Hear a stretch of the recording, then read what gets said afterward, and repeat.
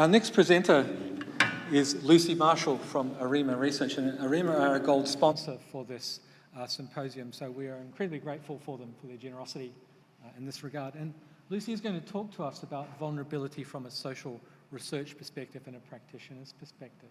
So Lucy, I welcome you to the stage.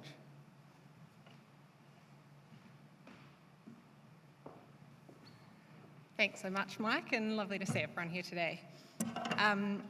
So for those of you who don't know ORIMA, we're a social research company. So today I'm very much going to be talking from that research practitioner perspective and drawing on our collective experience, which spans more than 30 years, particularly from Liz Duniec, our founding director, who sends her apologies for not being able to be here today.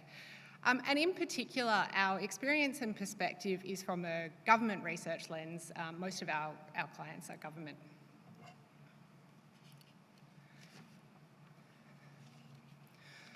So how do we look at and define vulnerability? Really, in our experience, our clients have tended to look at vulnerability in terms of demographic characteristics, some of those things you see on the left-hand side of the slide. And we get asked all the time to do research with these demographic cohorts and inform social marketing strategies based on these demographic groups. And look, it's not surprising to us why this has happened. Generally, policymakers have access to secondary data, which is usually collected and analysed in terms of demographics. And there often are patterns in demographic data, but really it oversimplifies vulnerability. It's not usually the driving factor, and while it might correlate, it's not the causing factor. So a person while we might see higher smoking rates, for instance, in certain CALD populations, that's not what is driving the smoking behaviours. So what we see from our perspective as social research practitioners is that vulnerability isn't confined to demographics. And in particular, there are three key issues that are associated with defining vulnerability in terms of demographics. First of all, we regularly see people outside of these demographic groups also experiencing vulnerability. Really, and as a couple of other speakers have already touched on, anyone can experience vulnerability. It's not just about demographics. So if we're only targeting interventions, social marketing strategies, towards these particular demographic groups, we run the risk of missing a whole lot of other people outside these demographic groups who are also experiencing vulnerability. Second of all, these demographic groups aren't homogenous. So within any one of these demographic cohorts, we're going to see a whole range of people ranging from experiencing vulnerability to not experiencing vulnerability at all. In fact, they're really thriving. So how do you go ahead and implement a tailored social marketing strategy when we're looking at such a heterogeneous group? Well, really the short answer is we can't if we're doing it based on demographics, or at least not in an effective way. And thirdly, the third key issue associated with defining vulnerability based on demographics is that vulnerability is highly contextual. So just because there's vulnerability in one context of a person's life, it doesn't mean that they'll experience it in other areas. So while they might be experiencing financial vulnerability, that doesn't mean they're going to be emotionally vulnerable, psychologically vulnerable, or vulnerable in a health context. So by blanket labelling an entire demographic cohort as vulnerable, it becomes a negative feedback loop or a self-fulfilling prophecy, and we're reinforcing this sort of victim mentality. So if not demographics, what's a better way of defining vulnerability? From our experience, it's very much driven by psychographic characteristics. So some of those things you see on the right-hand side of the screen there. And I was pleased to hear Amanda talking about some of the red flags that you pick up on being things like people reporting a feeling of loss of control. So that's picking up on that. The key benefit of adopting this psychographic approach is that these are much more homogenous groups. We define them in a bespoke way. It's specific to the context, the target audience, and the topic. So this means we can tailor much more defined, specific, and effective interventions. So let's have a look at a bit of an example from research we conducted on behalf of the Cancer Institute New South Wales in relation to cervical screening amongst First Nations women. So if we used a demographic approach here, it might suggest that we target women based on age, based on their socioeconomic status, based on education, for example. But what we found, in fact, was that a psychographic approach showed that differences in intended screening behaviours were actually driven more so by participants' attitudes and their regularity of screening.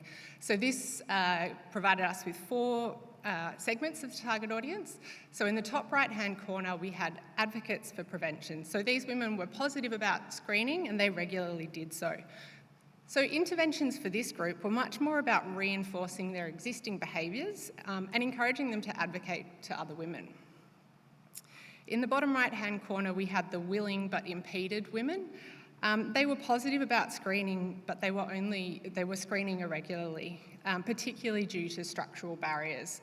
So interventions for this group needed to reduce the structural and situational barriers that impede access, for example, provision of outreach services. In the top left-hand corner, we had our compliant and concerned segment, so women who were regularly screening but had negative attitudes towards doing so. For this group, interventions were much more around increasing positive sentiment towards screening. And finally, in the bottom left-hand corner, we had a segment of women who were paralysed by fear and shame. They were screening irregularly and they had negative attitudes towards doing so. This was a particularly hard to reach group, but interventions were recommended to promote positive emotions around screening, as well as addressing those structural barriers. Importantly, we saw a range of demographic characteristics represented across all 4 of these segments. So that means that if we had gone ahead and adopted a demographic approach, and for example, targeted younger First Nations women, there would have been women from all 4 of these psychographic segments represented in that group of young women. So that means that would have been an incredibly heterogeneous group that's really difficult to target interventions towards. We'd be trying to create interventions that address both advocates and people paralysed with fear as they were lumped into that same group. So that's why this psychographic approach is much more effective. It means that we end up with homogenous segments, and that means that interventions can be much more effectively tailored and targeted to the specific needs of each group.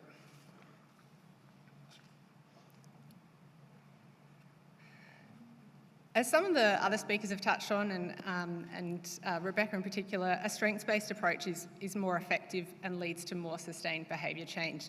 And there are 5 key reasons for this.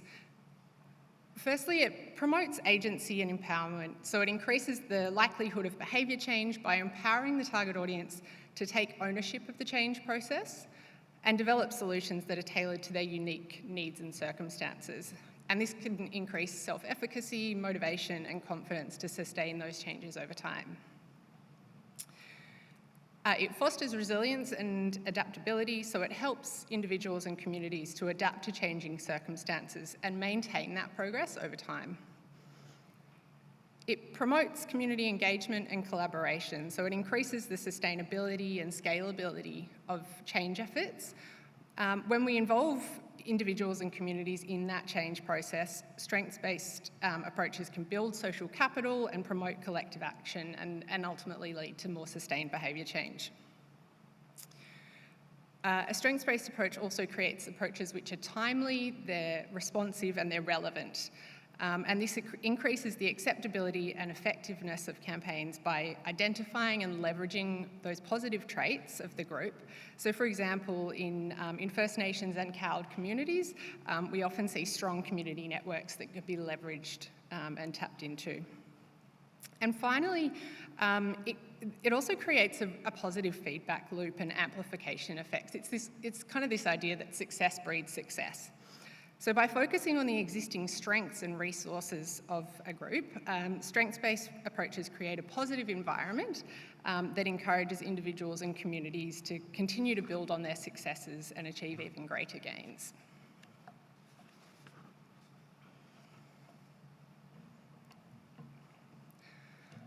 So from a social research perspective, when and how should we be applying strengths-based principles to research so that we can maximise the robustness, the validity and the value of research? Well, the first consideration is in terms of primary research versus secondary research. Primary research, funnily enough, should be the primary data source, while secondary research can be used more so as a supporting or secondary source. And the reason for this, so primary research should be used as the primary data source. It enables us to tailor data collection to specific lines of inquiry that are relevant to the topic and the audience. And it also allows us to measure psychographic aspects, including attitudes. On the other side, secondary data is very much a sort of square peg for a round hole. It's being collected for one reason or one purpose, and we often need to reverse engineer it or shoehorn it to attempt to make it fit the research objectives. It also rarely includes attitudinal measures, so it often leaves us with no greater understanding of what's actually driving that vulnerability. So we can pick up on the patterns, and that's where that's the reason that we often see people or our clients defining vulnerability by demographics, because that's the patterns that typically come out from this type of data. The other benefit of primary research is that it's much more effective in focusing on prevention and early intervention. So in work we've done in the online safety space, secondary data is captured in terms of people who have reported online safety issues, and that's sort of past the point. Those people have already experienced the issue. Whereas when we look at primary data, we can look at the whole spectrum. We can also look at people who are at risk of experiencing online safety issues. The next consideration is in terms of qualitative versus quantitative research, and both have their value. So qualitative research is very much about depth of insights. So it enables us to explore why people do the things they do, why they think the things they do, and really get to the underlying drivers. So it's critical in enabling us to uncover what's really driving those experiences of vulnerability. It's also, qualitative research is also about the breadth of insights. So we can explore a much broader range of topics, and often this means we can identify unexpected issues and explore the context of the target audience as well. Quantitative research, the value here is we'll typically recommend it as a follow-up to qualitative research, and this allows us to quantify the issues that we've identified through the qualitative research. So it helps us to identify how common are the issues that we found in the qualitative research, and amongst whom or where are they more likely to occur. Ethnographic research is also incredibly useful, particularly to gain an appreciation of the context of the audience and the topic. And this is one of the reasons why qualitative researchers will often travel to the town or the city of participants to conduct the research. So by doing that, we can actually observe the context. What structures are in place within that community? What's going on in the community? Who else is in the community? Psychographic segmentations, as we've already touched on, are critical in defining vulnerability. So segmenting the audience according to those psychographic characteristics. Importantly, though, it must be bespoke, so it must be tailored to the topic, the audience, and the context. And we generally do this using both qualitative and quantitative research. And finally, persona development. So creating robust examples of the common types of people that exist within each of those segments. So showing things like their motivators, their barriers, their contexts, and their needs.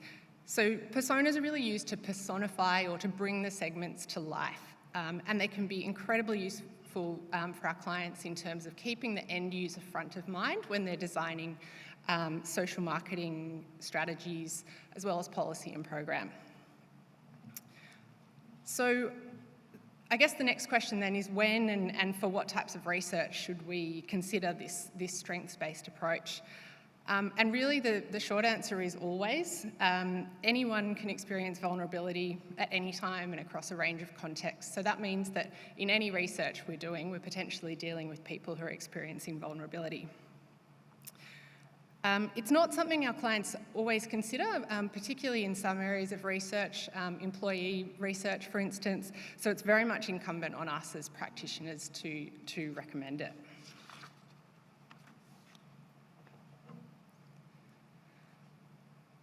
Within any research that we do, there are some key principles that should be applied to ensure strengths-based research is conducted in a best practice way. So on the right-hand side of the slide there's a summary of the key stages of research projects, and there's a few best practice principles that apply across all of these stages, and then I'll talk you through some that are specific to each of the stages. So first and foremost, all stages of the research should be conducted with a systems thinking approach. So like you can see on the left-hand side of the slide here, considering the audience, the topic, and then the context of both the audience and the topic. Importantly, and as Rebecca really explained incredibly well, language is so important here. It needs to be inclusive, respectful and positive, and absolutely avoid references to people being vulnerable or disadvantaged. It's important to focus on strengths and solutions rather than problems. So instead of identifying problems and barriers, the research needs to focus on identifying potential solutions, identifying strengths that can be leveraged, and opportunities for improvement. So in the fieldwork stage, that can include directly asking participants what strengths there are that could be leveraged to work towards the desired outcome. And in the reporting stage, that'll often include direct identification of a cohort's strengths. It's also important to minimise response burdens, so make the research no longer than required and minimise any potential discomfort for participants and respondents. Specifically at the research brief development stage, it's important to work collaboratively with stakeholders to co-create the research brief and ensure that it reflects the needs and perspectives of all involved. So by involving stakeholders in the process, the research brief can be much more meaningful, relevant and impactful. At the next stage, the research design stage, it's important to have a design that supports exploration of the target audience's context. So often this involves including people who have an influential relationship on the target audience so that we can understand the broader context in which that target audience exists.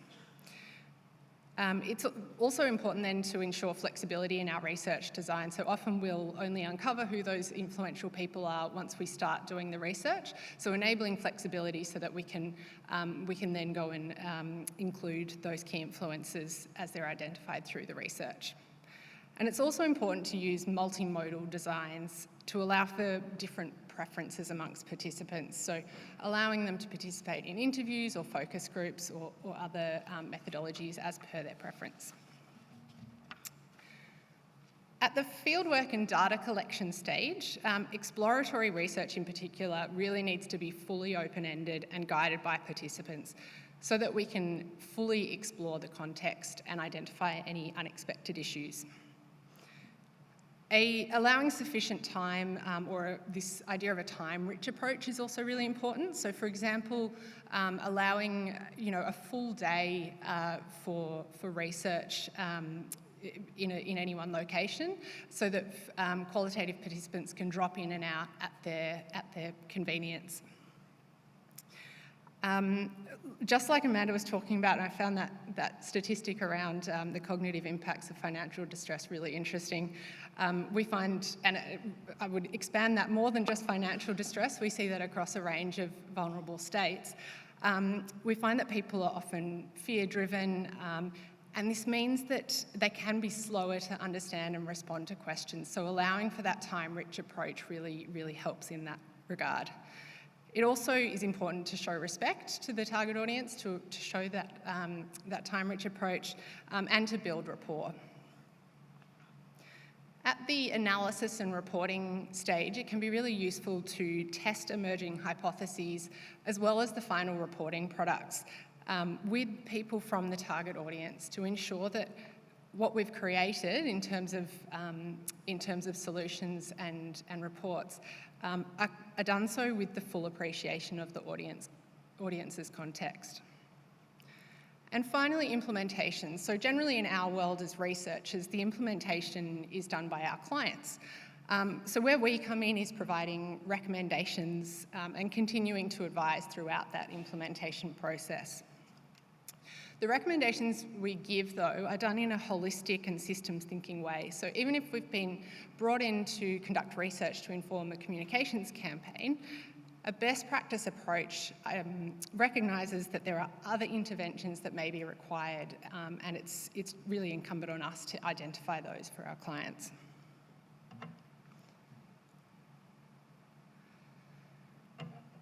So just to leave you with I suppose, a last couple of thoughts, vulnerability is very much a state. It's contextual, it's dependent on the topic, the time and the place. So this means that anyone can experience vulnerability anywhere and at any time. So from a social research perspective, a best practice approach to vulnerability involves an integrated approach to research, including a person-centred approach, systems thinking, and a strengths-based approach. Thank you. Thank you very much, Lucy. Again, we've got opportunities for questions. So if you have a question for Lucy, please raise your hand and we'll get a microphone to you. Rebecca. That was great, Lucy. How do you go with talking to government clients who don't fully understand or appreciate a strengths-based approach and really want to use the deficit language? Yes, look, it can be a bit of a learning curve, and it very much drawing on what we find works is drawing on our past experience, showing them examples where it's worked before, and explaining the drawbacks of using that deficit approach. So it's we have noticed a shift over time. We are moving in the right direction, but it's very much still a learning curve with some of our government clients. Yeah. Thank you. We've got another question. I've got one. You talk about the psychographics, so the shift from demographic to psychographics. When you talk about psychographics, what are you talking about? What kinds of things would you build into a piece of research that went to forming psychographic related or based segments, for example? Absolutely. So a lot of it is around attitudes, but first and foremost, it's important to define it based on what is the desired outcome, what are we actually looking to achieve here. So, for instance, in work we did for the Therapeutic Goods Administration around safe and effective opioid prescribing, the objective there was to encourage safe and effective opioid usage. So we were looking at those behaviours because that formed that psychographic segmentation partly in terms of how people were using opioids, but it was then also in terms of their attitudes towards usage, and their attitudes towards using it safely and effectively. Did they feel that it was achievable? Did they have that sense of self-efficacy? So very much around attitudes and behaviours in that regard. Thank you. Aldi. Thanks, Lucy. That was a great presentation. A lot of for-purpose organisations only have small budgets, and whilst the cost of research will obviously vary according to what you're trying to understand, what are some ways that organisations can save money when they're commissioning research? Of course, yes. So it doesn't always have to be everything in the kitchen sink in terms of when it comes to research. There are some, we can do smaller research designs that give us a good indication, and in particular that's where we'd be looking at what secondary data is available, looking at the literature that's out there already, and topping that up with some qualitative research, because that allows us to directly explore this specific issue or the specific topic that we're looking at, and unpack it, get to some of those what's really driving vulnerability in that, for that specific topic and for that specific audience. Yeah, that would be my number one. Don't assume that it has to be, an enormous research program. It is possible to do smaller qualitative pieces that can provide a whole lot of value for relatively low cost. Wonderful, thank you. Thanks very much, Lucy. Hands together for Lucy.